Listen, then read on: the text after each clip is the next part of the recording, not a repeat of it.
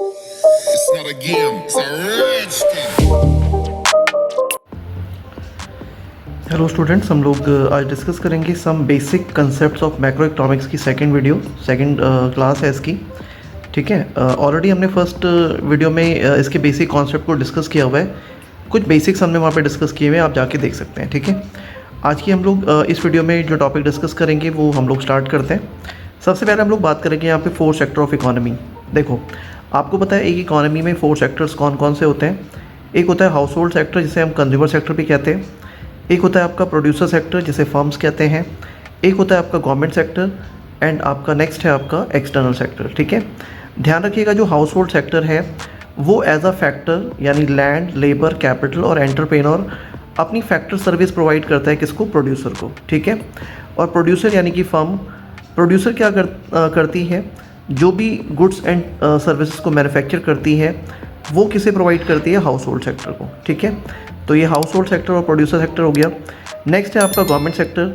Government sector is also called like a producer, क्योंकि जो government sector है वो हाउस होल्ड सेक्टर और प्रोड्यूसर सेक्टर को एज अ सब्सिडी, बाकी और भी जो मॉनेटरी बेनिफिट्स हैं वो उन्हें प्रोवाइड करती है। ठीक है, बदले में हाउस होल्ड सेक्टर और प्रोड्यूसर सेक्टर भी आपस में क्या होते हैं? कनेक्टेड होते हैं। ठीक है ना, गवर्नमेंट से कनेक्टेड होते हैं। ठीक, नेक्स्ट है आपका एक्सटर्नल सेक्टर। ध्यान रखना, एक्सटर्नल सेक्टर वो है जिसके थ्रू हम लोग क्या करते हैं?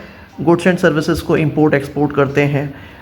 इवन मनी का फंड का ट्रांसफ़र भी होता है। ठीक है, या तो हम लोग बोरो करते हैं या फिर हम उन्हें प्रोवाइड करते हैं फंड्स वगैरह, टेक्नोलॉजी वगैरह। तो ये आपने देखा कि 4 सेक्टर इकॉनमी। ठीक है, तो काफ़ी इंपॉर्टेंट है, आपको ये पता होना चाहिए। नेक्स्ट हम लोग बात करते हैं दूसरे टॉपिक के बारे में, जिसका नाम है इंटर सेक्टर फ्लो।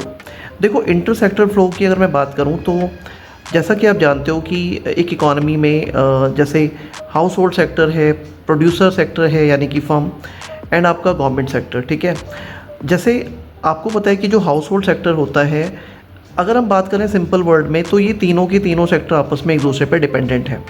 जैसे हाउस होल्ड सेक्टर क्या करता है? अपनी सर्विसेज प्रोवाइड करता है, फैक्टर सर्विसेज, किसको? फर्म्स को। बदले में फर्म्स क्या करती है? उन्हें गुड्स या जो भी सर्विसेज होती है मैन्युफैक्चर करके डिलीवर करती हैं किसको? हाउस होल्ड सेक्टर को। ठीक है, हाउस होल्ड जो है सेक्टर वो as a factor like land, labour, capital, entrepreneur वो अपनी सर्विस देता है, बदले में उनसे गुड्स लेता है। किससे? फर्म से। ध्यान रखना, जो फैक्टर सर्विस दी जाती हैं फर्म्स को, बदले में फर्म क्या करती है? उन्हें फैक्टर पेमेंट्स करती हैं। ठीक है, लाइक उनको रिवॉर्ड के तौर पे, जैसे लैंड पे उन्हें रेंट मिलता है, लेबर के तौर पे उन्हें वेजेस मिलती है, कैपिटल अगर उन्होंने प्रोवाइड किया तो उन्हें इंटरेस्ट मिलेगा, एज अ एंटरप्रेन्योर वो काम कर रहे हैं तो उन्हें प्रॉफिट मिलता है। और बदले में जो हाउस होल्ड सेक्टर है, फर्म ने जो भी गुड्स एंड सर्विसेज उन्हें दिया है किसको? मतलब हाउस होल्ड सेक्टर को, तो वो बदले में जो भी उनके एक्सपेंडिचर्स होते हैं वो फर्म की तरफ जाते हैं, यानी एज अ मॉनेटरी टर्म वो उन्हें पेमेंट करते हैं। ठीक है, तो जो उन्होंने गुड्स एंड सर्विसेज दिया वो तो एक तरह से रियल फ्लो हो जाता है, जो उनके बीच में मनी का लेन देन हुआ वो मनी फ्लो कहलाता है। ठीक है, इसी तरीके से ये लोग फर्म और हाउस होल्ड सेक्टर गवर्नमेंट से भी कनेक्टेड होते हैं। गवर्नमेंट इन्हें सब्सिडी प्रोवाइड करती है, और भी जो भी टेक्नोलॉजिकल हेल्प होती है वो प्रोड्यूसर को प्रोवाइड की जाती है। ठीक है, और बदले में ये गवर्नमेंट से कनेक्टेड होते हैं। ठीक है, तो ये आपने देखा कि यहाँ पे हमने इंटरसेक्टरल फ्लो यानी उनकी डिपेंडेंसी के बारे में जाना। हम बात करते हैं रियल फ्लो की। देखो, real flow of goods and services between household sector and producer sector is called real flow. ठीक है, जैसे हाउस होल्ड सेक्टर और फर्म्स, मैंने आपको ऑलरेडी बताया था, जो हाउस होल्ड सेक्टर है वो अपनी फैक्टर सर्विस देता है लैंड, लेबर, कैपिटल और एज अ एंटरप्रेन्योर किसको? फर्म को। बदले में फर्म क्या करती है? Goods produce and sold by firm to household sector, यानी इन्होंने अपनी फैक्टर सर्विस दी, बदले में फर्म ने इन्हें क्या दिया? गुड्स एंड सर्विस को जो प्रोड्यूस किया वो सेल किया किसको? हाउस होल्ड सेक्टर को। ठीक है, तो ये आपका रियल फ्लो हो जाता है। नेक्स्ट हम बात करते हैं अब मनी फ्लो की।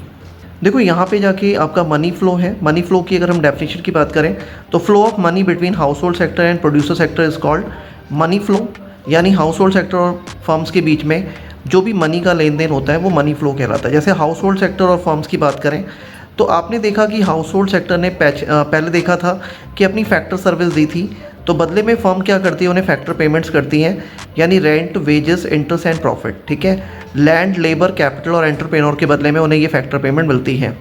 अच्छा, नेक्स्ट फर्म ने जो भी गुड्स एंड सर्विस को प्रोड्यूस किया था वो हाउस होल्ड को दिया था, बदले में हाउस होल्ड ने उसको परचेज़ किया, तो एक्सपेंडिचर और परचेज़ किसको पे किया? उन्होंने फर्म को।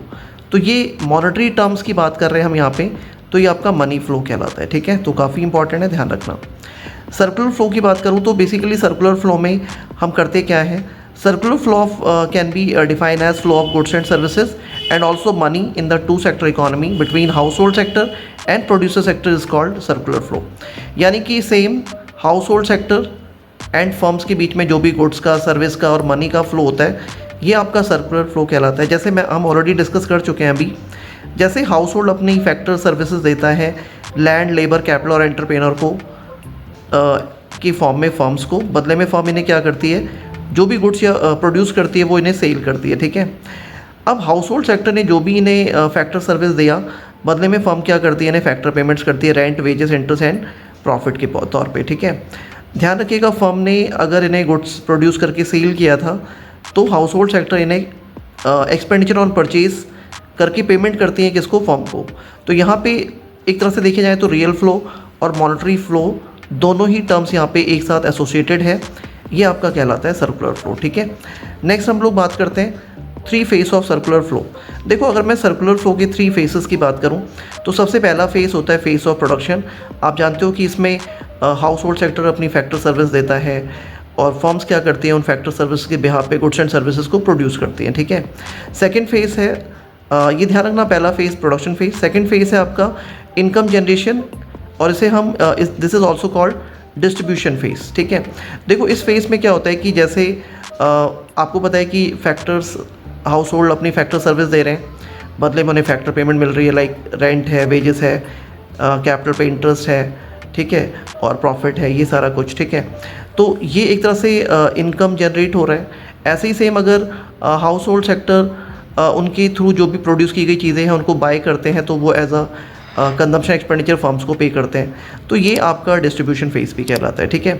अगर मैं डिस्पोजिशन फेस की बात करूँ तो इस पर फाइनली आपने देखा कि यहाँ पे इनकम जनरेट हुआ था और जो इनकम जनरेट हुआ वो household sector as a consumption expenditure pay कर रहा होता है किसको, फर्म्स को, वो आपका डिस्पोजिशन फेस में या एक्सपेंडिचर फेस में आ जाता है, ठीक है। तो ये 3 फेस ऑफ सर्कुलर फ्लो है, काफ़ी इंपॉर्टेंट है, आपको पता होना चाहिए। नेक्स्ट है आपका significance of circular flow model. अगर मैं सर्कुलर फ्लो मॉडल की सिग्निफिकेंस यानी इंपॉर्टेंस की बात करूं तो सर्कुलर फ्लो का क्या बेनिफिट है। सबसे पहले number 1, estimation of national income.